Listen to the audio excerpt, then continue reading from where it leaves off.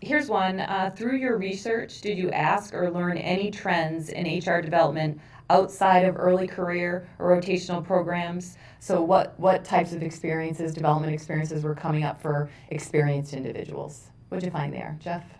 So in terms of like skill sets that were coming up, Yeah. is that Yeah, because we talked a little bit about, we don't do rotations really for the more experienced folks. They're getting on the job. Maybe skill set might be a good way to focus that. Yeah, so there were a lot of initiatives that companies were doing where it might be like a a high potential candidate, and they were trying to develop them through like a one-off leadership development course. I'm just using this as an example.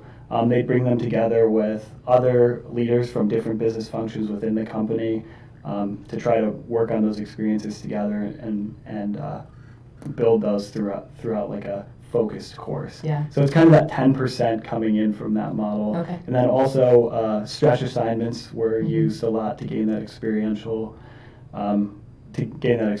learning, and then also somewhat mentoring to gain that 20%. But there's a big focus on that 70-20-10 in developing the more mature people in the company. And I think I remember too from the working group that we did, the three of us did, one of the hot topics that came up, Sabrina, and you mentioned this a little bit, was the idea of the short-term assignments and one company using leave of absences as a way to kind of build skills by not taking somebody, permanently away from their job, but filling in for somebody else. Can you talk a little bit more about that? Yeah, so in this particular organization, they would kind of keep track of when people were taking leave of absence and use that opportunity to give someone else a chance to join that team. And so it really allowed people to rotate through different areas of the company easily.